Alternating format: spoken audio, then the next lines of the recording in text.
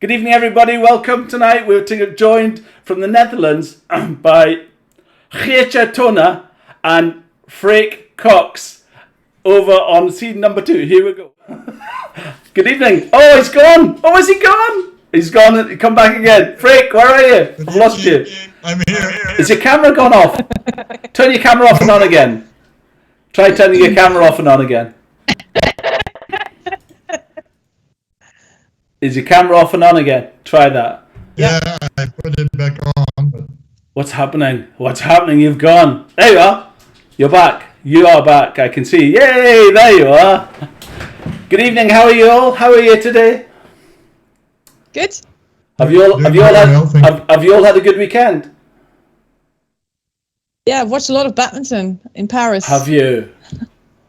He's gone. I umpired badminton last night, and today I became a godfather to a little boy. So all good. That's fun. That sounds absolutely fantastic. And do you umpire all the time? And okay, I'm going to ask you this question. I've been dying to ask this question. Umpiring. So is that? How do you become an umpire? From the get-go. Let's start with you, Freek. Let me ask you that question to you first of all, please. How did you start? How did you first of all? When was the first time you ever umpired a game of badminton? That was 31 years ago, in 1990. Wow. I joined the club as a player, as a recreational player, because I was in love with a girl in my street that played badminton. And what was her name? Also played. Sorry? What was her name? Eugenie. Hey, nice. I hope she's not watching this because she has never heard this story in her life. I love that. She doesn't know about this at all whatsoever. Oh yeah. Because I was way too shy, and I discovered already at I wasn't that young. I was 16, but at 16, that my badminton talents were so well hidden that now, 31 years later, I'm yet to discover them. And so is the rest of the world. No one has ever seen them because they're simply non-existent. But even at that low level that I was trying to hold a racket against the shuttle, I noticed that some of those other kids, they were not playing by the rules. And if there's one thing I hate, it's injustice. So I decided, you can beat me fair and square if you're more talented, which 99.999% of the world is anyway. But you cannot beat me by cheating. That I will not allow. So yes. I bought a book, The Laws of Badminton, and I started studying it. Really? And, of course, people started noticing that if you play at a level nobody cares about and you start giving service faults during your practice games, then people are going like, what is going on there? Why is that little boy giving service faults to his opponent? And the opponent didn't have a clue what they were doing wrong because they didn't know the laws. So then the club approached me and they said, we're being promoted to the first division in the Netherlands. And when you play first division or Premier League in the Netherlands, you're supposed to have umpires. You have to bring your own umpires to the league, like in those times, in the 90s. And they only had one and they needed two. So they said, you seem to know all the laws and you're tall. I'm 6'7". Right. Wow. So you have a natural authority. Why don't you become our second umpire? And I was like, well, to be honest, I was about to quit the club because there was heartache. The girl didn't see me whatsoever. Was it because they're all cheats? No, I think it was because her dad liked me a lot and called me his future son-in-law. And when you're a teenager, the last thing you want is your daddy's pick. So I was doomed to start with. But I said I was about to stop because I'm no good at playing and I'm getting frustrated here. I lose a lot of matches. Yeah, but you can stay on as an umpire. I said, yeah, right. I pay an annual fee. I don't play just to be an umpire. They said, no, you don't have to pay the fee. Whoa. We'll pay your expenses. We get you a uniform. We'll subscribe you for a course. All you have to do is show up. Wow. And I was like, okay, I get a uniform. I get an education. Wow. This sounds like a good plan. So I said, how long do I have to stick around for? 5 years. So I signed a contract for 5 years. Wow. And then something went wrong, and I'm still around. So can I ask you a question? So was that so when you were at 16 years old, when you're obviously a hobbyist badminton player, a club badminton player. If you weren't going to be an umpire, what was your dreams of studying to do when you're at school? What did you expect to do when you were 16, and what did you expect to do for a job? Let's clarify one thing. You introduced yourself as an amateur. Yes. Geertje and I are also amateurs. Good this work. is a hobby. This is not a job. Is that right? So I was pursuing another educational career. Okay. So I did graduate. I got my master's degree at the University of Amsterdam in communication science. Wow. And I'm an account director at a big American IT firm at the moment.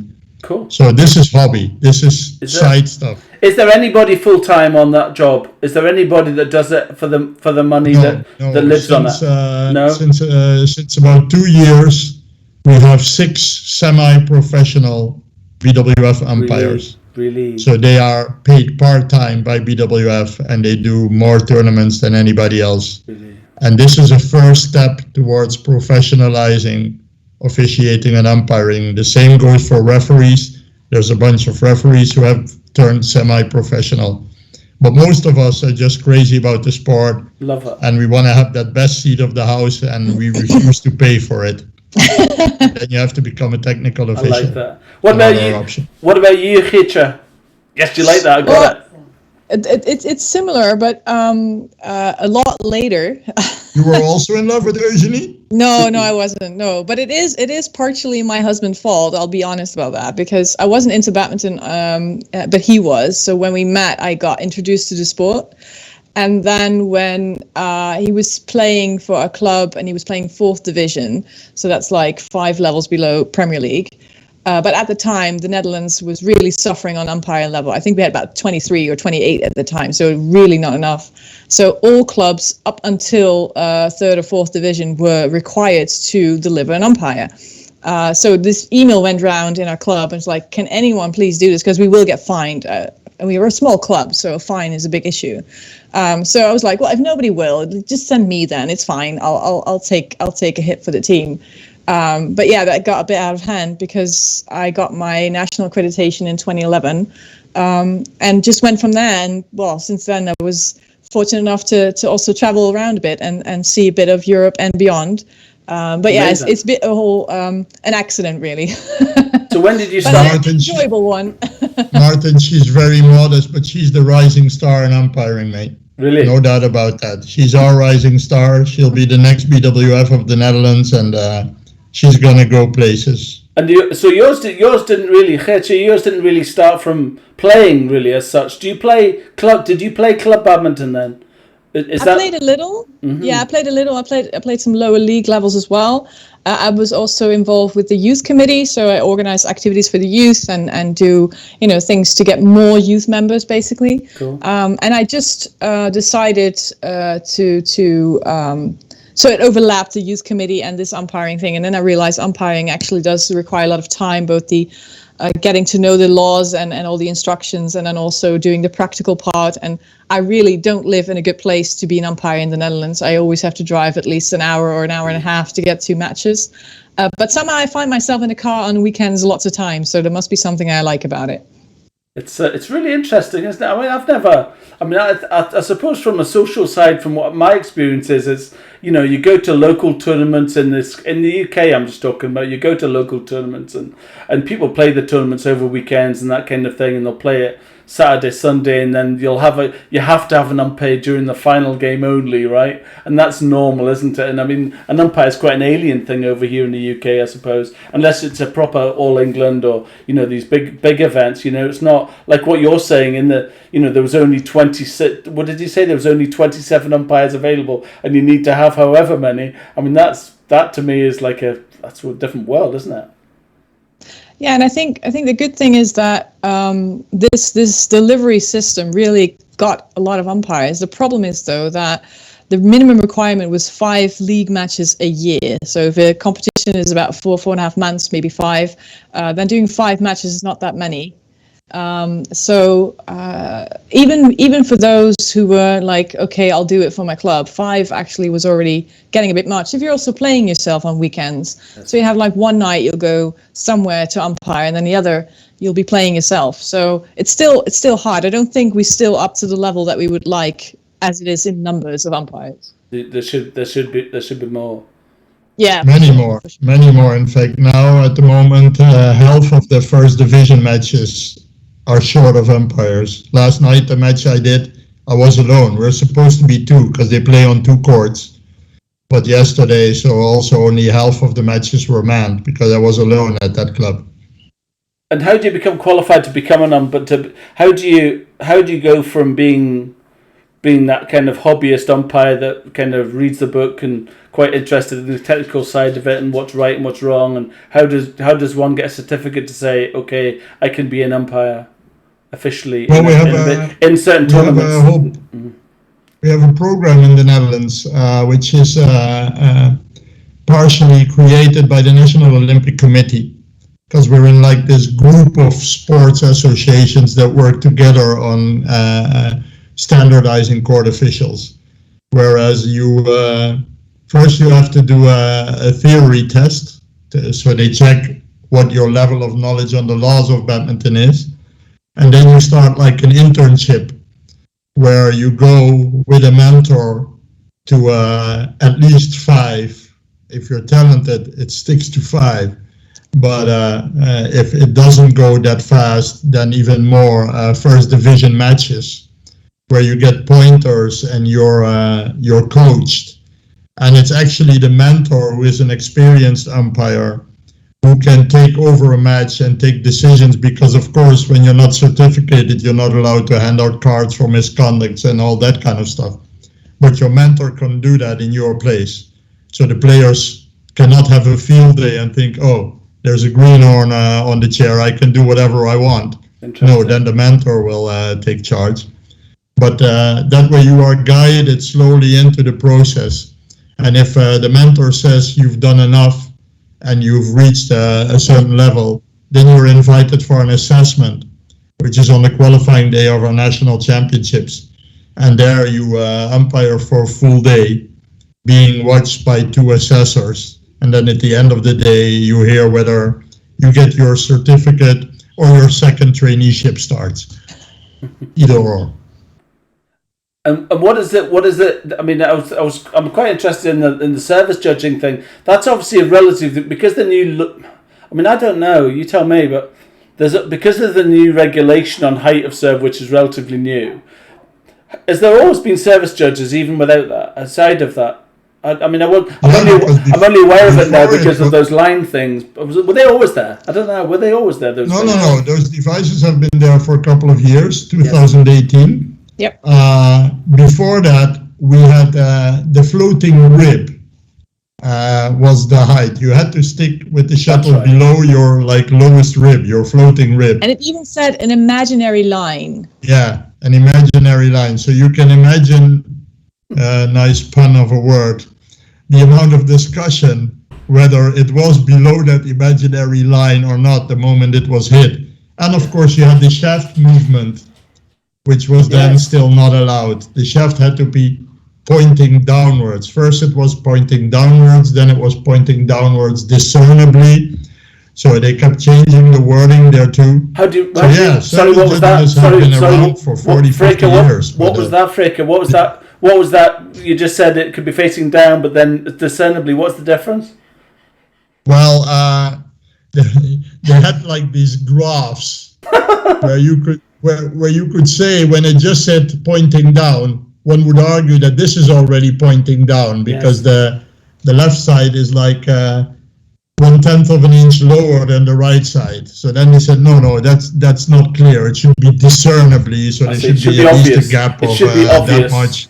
So they made a new graph and made it a bit easier for us, but there was still a lot of discussion. I think the good thing about the fixed height is that a lot of the discussion around that is gone, even though it are the same sets of eyes that look through that device and determine whether it's below 115 or not. Yeah. But it takes away a lot of discussion because The players can train it. More objective. It seems to be more objective to them, and on some level it is, because it's the same line for everyone. So whether you're tall or short, it's all 115 meters. Definitely. So I think that is the biggest improvement on that law.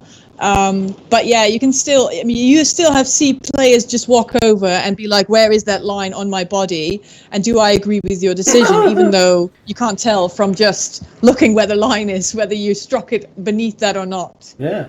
But what you see, especially on a professional level, players have trained to hit below 115. It's amazing. And that's why there's much less discussion, because they know they've trained about it.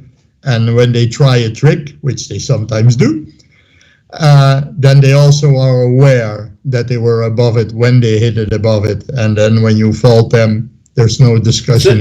So you know that discernible angle, the shaft has got to be below, discernibly, below. Is that rule now gone? You can do anything you want. Yes. You can do anything you want as long as it's below 115. Yeah. You can serve upwards as long as it's below 115. So you could lie on the ground. You could lie on the ground, right? You could sit on the ground and do it overarm. As long as it starts below 115, that's all right. A part of both your feet has to be standing still on the ground while you serve. Yeah. I like it, Freek. Lying down, that would become a bit harder, I would say. And I don't think you gain a lot of advantage by lying down when the opponent can smash the shuttle back. Correct. No, listen, it's a ridiculous statement. And so, Geertje, are you an umpire as well? Yep. And how did you? And the other, and can anybody that umpires be a line service judge?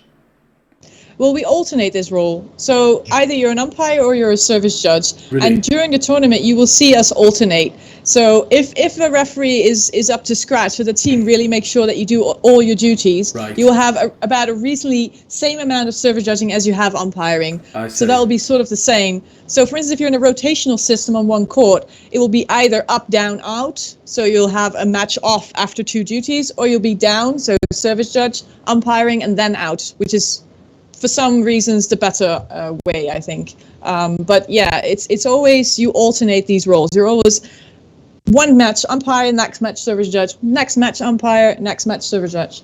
Yeah, we go to tournaments for both those roles. The only role within technical officiating, the only 2 other roles which we will not do at the tournament is either line judge or be a referee, because that's a specific function that is done by a specific other group of technical officials. But when you go to a tournament, you umpire, you are automatically also a service judge at that tournament, unless it's a tournament, which happens, for example, in para quite a few times, where they don't do service judging. Yes. I was interested, I had a thought, actually, I was thinking about this.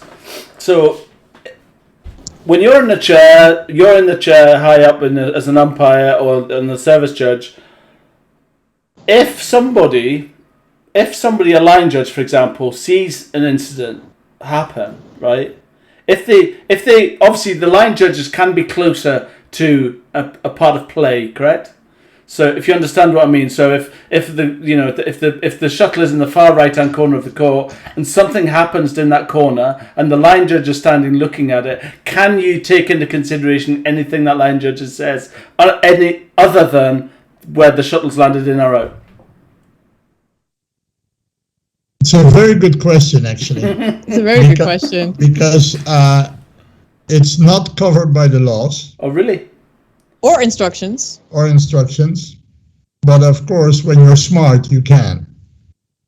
Depending on how this smart line judge indicates to you what has happened, how experienced he is, and correct. Yes, I understand that. No, I'm not. Listen, I'm just thinking. I was just thinking about that situation where somebody that's standing there and they're standing, look at it, and somebody you just look, and somebody would just shake their head at you and go, "No, that was yeah, you hit it." Or well, I can give you an example because it's way before old laws, etc., so it doesn't hurt or harm anyone anymore. Yes. And I'm not going to mention any names anyway, but in a previous lifetime, let's say, I was an international line judge, and I was at the tournament, an international tournament, and in those days, coaching was not allowed during matches.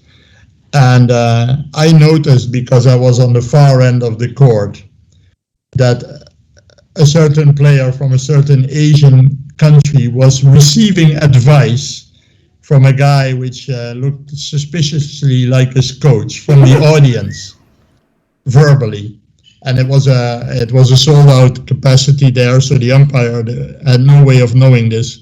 So I just raised my hand to the umpire, and the umpire, he waved me over. He said, "Stand up and come here." So I walked to him, and I told him, "This player is being coached by a coach from the stands."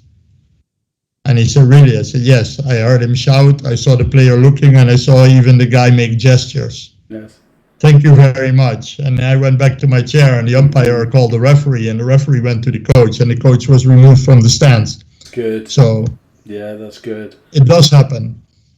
And you also have line judges who will be very subtle in trying to tell you it was actually a hit shuttle. So even though they make a call, the way they make their call will be distinct from what they normally do, and they can tell you, "Ooh, it was actually a hit shuttle." Sorry, what do you mean? What do you mean hit shuttle? What do you mean by that? So if a player hits a shuttle and it travels away from the net, so he touches the shuttle and it moves further away, that actually doesn't matter where it lands anymore. It's already touched before it hit the ground, so it doesn't matter where it lands. Yes, of course. And if you've missed it because there is a lot of noise around you, so you didn't hear it, which sometimes happens, then your line judge can be very subtle in letting you know it was a hit shuttle. Okay, good. Thanks. Yeah, or if the shuttle drops, behind the back of the player and it might touch his shirt. That's right. Your view is obstructed, but the line judge saw that it went out via the shirt. Instead of calling out, they might give you a signal that says touch, and then you can call a fault, and that's the end of that. So can I ask you a question about something? So I was interested in, I was thinking about I think service calls are, it's a human nature thing. It's got to be a human nature element of it, where you look at somebody and think, was that high? If it's borderline, you might look at it and think, was that high? And then the next time they serve, you're going to be saying, I'm going to have to watch out for that. And you say, yeah, do you know what it is? And does it become a human nature thing where you think to yourself, hold on, this is wrong now, I'm expecting it to be high, or I'm expecting it to be low, or you've decided on something before it's happened? Do you understand what I mean by that? If you think that, if you look at, if I was a service judge and I sat in that chair and I would watch someone and I would think, oh, that was close, and I'm going to let it go, but it was close, and then the next time you're going to go, no, that isn't right, actually.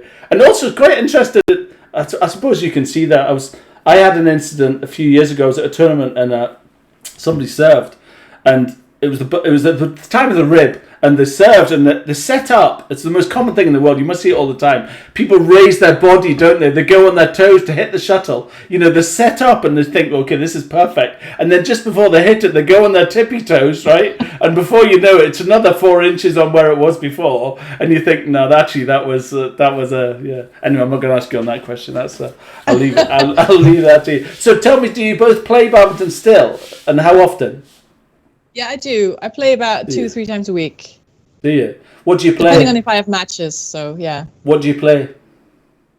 I don't know, low level league matches. I know, but doubles or mixed? Team. Do you mixed or doubles? I play all, actually, because there's only 2 ladies on my team, so I play singles, doubles, and mixed. Yeah. Wow.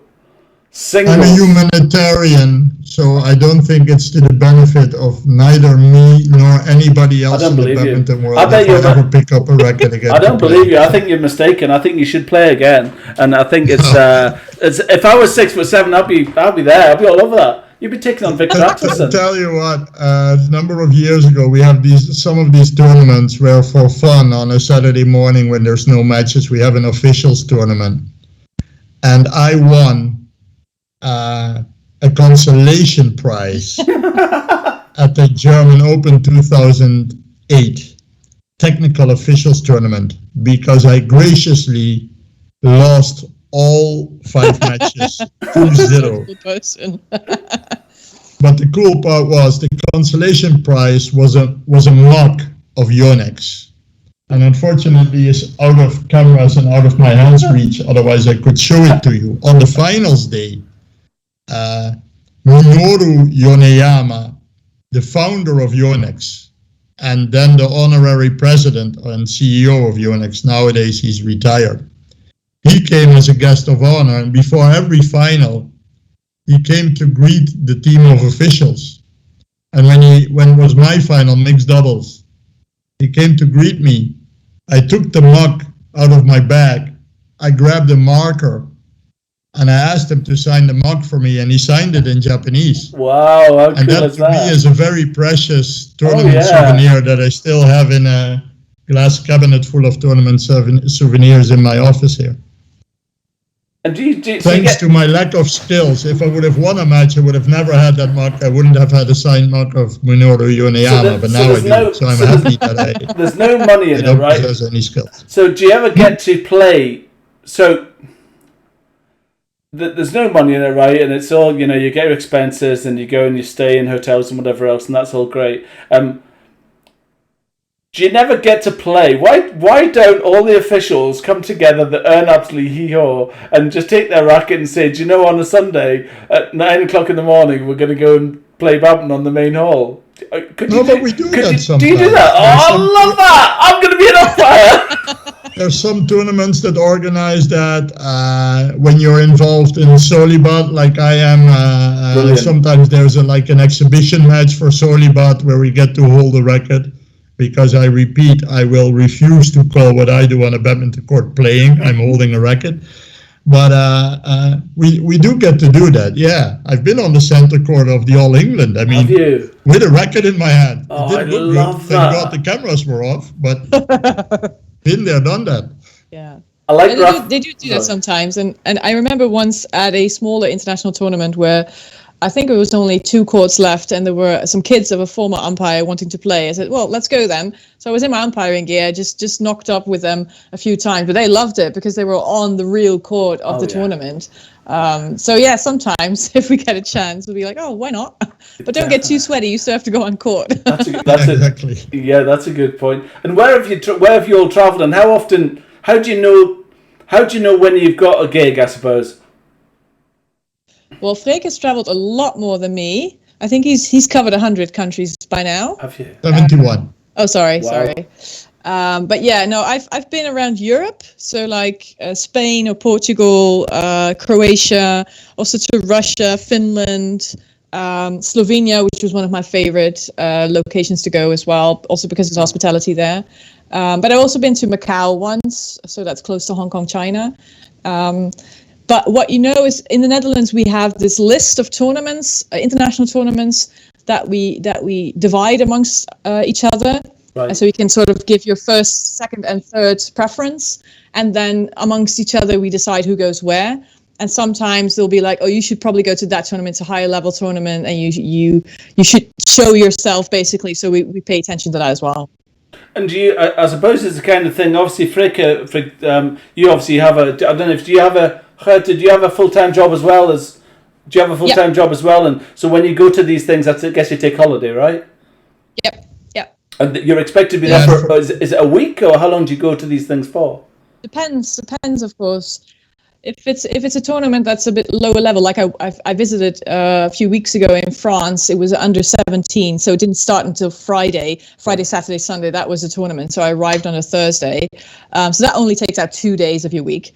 But if you go to the other side of the world, it will probably take you more than 1 week because you have to travel there and you have to travel back as well. So that will take more than a week. Yeah, and for BWF tournaments, you usually fly in at least 48 hours before the tournament to get rid of your jet lag before the tournament starts. And so for me, indeed, next to the list that Geertje was talking about, I need to give BWF my availability, say, end of October for the next calendar year. And then hopefully sometime by the end of December, they will let me know which 1 or 2, because that's usually the amount that I get. And then I also get 1 or 2 from BWF Para, because that's a different group of umpires on a separate list. There might be the odd one from Badminton Europe, because we have quite a few European championships in a year, juniors, seniors, Para, team, you name it. And then one from the Netherlands. This is also, we look at the level of an umpire, and if they're going up or not, we give super talents like Geertje and Paul and Raymond at least 2 high-profile tournaments in Europe, and I take what's left usually because, well, I'm a lost cause, let's say, in that respect. No, because I'm already at the BWF level, so there's less of a necessity to show myself within Europe. It's not arrogance. I want to really emphasize that. I love going to every level of tournament, and I say yes to every invitation that I get, even in the Netherlands. Some Saturday mornings I go to my local club and I teach the young children how to serve legally. So I don't like having the attitude, oh, you're established BWF, so you cherry pick your tournaments. Quite the opposite is true. If Geertje can go to such a tournament, or Paul, instead of me, I would prefer them to go, because they still have to climb a few steps on the ladder, and it's much more important for our national association that we have 2 or 3 BWFs than it's just me going to the other side of the world once or twice a year. So I'm very conscious of my role there, and I love also doing the Dutch international tournaments, Dutch Junior, Dutch International, Dutch Open. I've been to each of them at least 10 times because I love paying back to my national association, because let's be fair, without the National Badminton Association of the Netherlands, I would have never become a BE umpire, and I would have never become a BWF umpire, and I would have never become a BWF para umpire. So who am I to say no to a request from them, also in the league? Never, ever. And all 3, if I compare it to some tournaments I've visited, all 3 tournaments that we organize in the Netherlands are of a really high level. All volunteers are absolutely amazing and really do everything they can to have an optimum situation for both the players and the technical officials. So one of the many reasons why I would actually always love doing all 3, usually not possible with work, but yeah, all 3 are on top of my list. And it must be hard with family now. It must be hard with family now as well. I mean, you all of your holidays, really, you're talking about all your holidays are taken up by going to be an official at badminton tournaments, right? Do you get summer holiday? How do you manage holidays like with your family? To be fair, I met my missus at one of those tournaments. So it's all her fault now. So she does have a better understanding of letting me go to those tournaments, because if I had been stricter before, we would have never met. So that helps. And it's not a perk where your partner can go with you, say, and stay in the room, or that kind of thing. You do try that. Yes. It's a small perk. It's a bit tricky because for reasons of expenses, for example, we are supposed to share rooms. Oh yeah. With a same-sex technical official colleague. So the moment you would bring your partner, that would bring extra costs. I'm surprised about that. Which at some tournaments you have to pay those extra costs, which is of course perfectly understandable. Secondly, if you take your partner in crime or in life or whatever you want to call it to a tournament with you, you only see them at night. Yes, that's right. That's the moment when you're supposed to recuperate and get ready for the next day of umpiring, because you're not there on a holiday. Often those tournaments are manned by professional players, and they expect a professional attitude and a professional level of the officials as well. Yep. So you need your rest, and if you only see your partner at night, she wants to talk about, hey, how was the day, and hey, I've seen this and I've seen that, and maybe some sightseeing. Before you know it, 2-3 more hours of your rest have gone down the drain. So that's not ideal. So I'm very picky at which tournaments, and I ask beforehand, hey, is this possible to take my partner here, yes or no? And if I sense, and I think as an umpire you get a very good sense of what people are saying and what they are actually saying. So if you even have a sense of, they said yes out of politeness, but they really don't want this to happen, then I say, okay, you can still bring her. I mean, I've done that at a tournament also where she was outside the tournament completely, and she went sightseeing and she went shopping or whatever.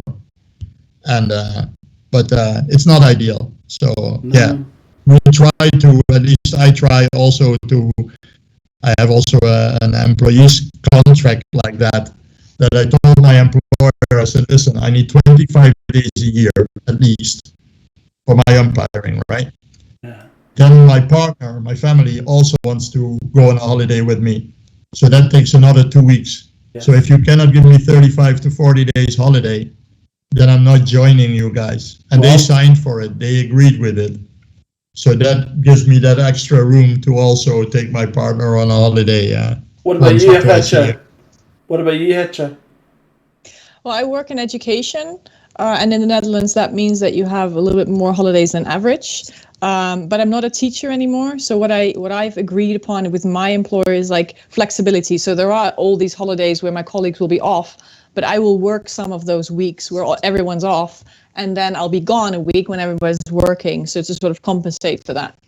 Yeah, I've been really interested in the COVID situation has been so bad, and I obviously follow a lot of badminton players, and I see, everybody talks about the lack of money in badminton, and unless you're at the very, very top level trying to make a living from it, it's very difficult. But the perk of the job is traveling, seeing beautiful places, seeing local culture, and all those things. And during COVID, this whole thing of arriving in an airport, going to a hotel, being locked in a hotel room, going to a venue, at very least the players get to go to the gym. What do you do? What do you guys do as umpires? In the room and that's it? What happens there?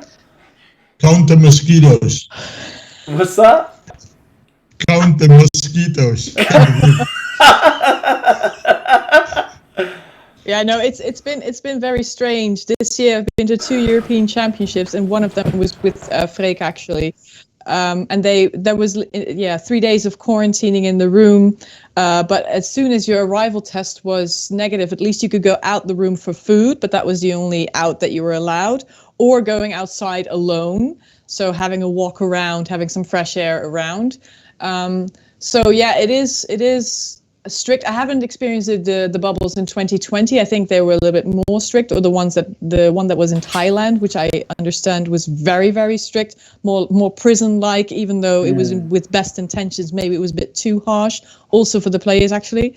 So yeah, I think we are still learning on how to deal with this COVID situation, and having a safe environment for us and for the players, and of course also for the fans that we are now seeing back in the venues, and trying to get like an atmosphere that we saw in Denmark and France in recent weeks, and also in Finland actually.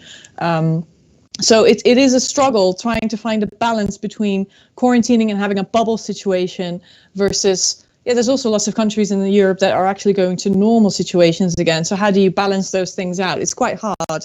And I don't envy the ones who have to organize this. It's really, really hard. All we can do is just uphold the rules that they give to us. So testings, avoid contact with local people, don't go to restaurants, things like this. Yeah, and Martin, to be fair, it continues to be a blessing. For me, every nomination, every tournament I'm invited to, it's a blessing. I'm a man from a humble background, and especially with my current partner, my fiance is from Kenya. She hasn't seen her family in 2 years because they can't travel here and she can't travel there because of this pandemic. And here's me, lucky chum. Yes, I have to do 50 tests a year.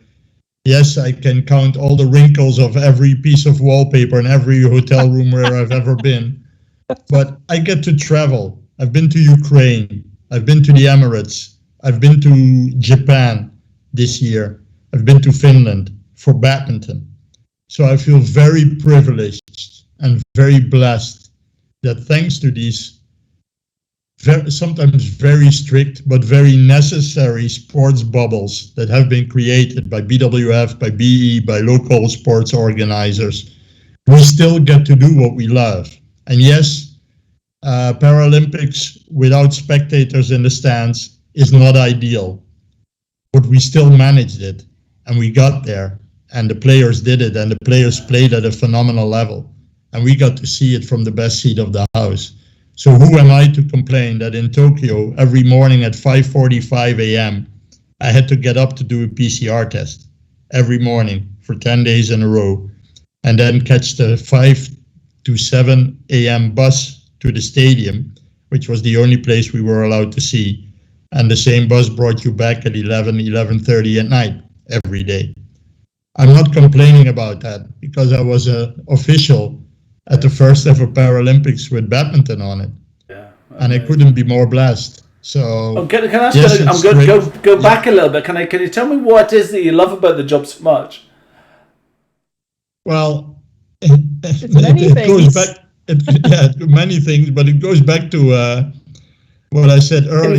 In fundament, you know, I'm not talking about the travel. I'm not talking about travel or tournaments, or I just fundamentally, with regard to badminton, what is it about umpiring that you particularly love so much what do you enjoy? Do you like finding the anomalies? Do you like to be challenged? Do you like to? Obviously, it's amazing interesting to interview Bert and talk about the most amazing play, but you're kind of there, but you're not really watching, kind of thing. It's what? Yeah, I remember saying it. Yeah. Yeah, No, sorry. Go ahead. Yeah, the ladies first. Yeah, for me, it's I've been a sports fan all my life, and this is the first time in my life that I actually am involved in the top level of sports, and having a crucial role, but hopefully not as visible of a role, and still get to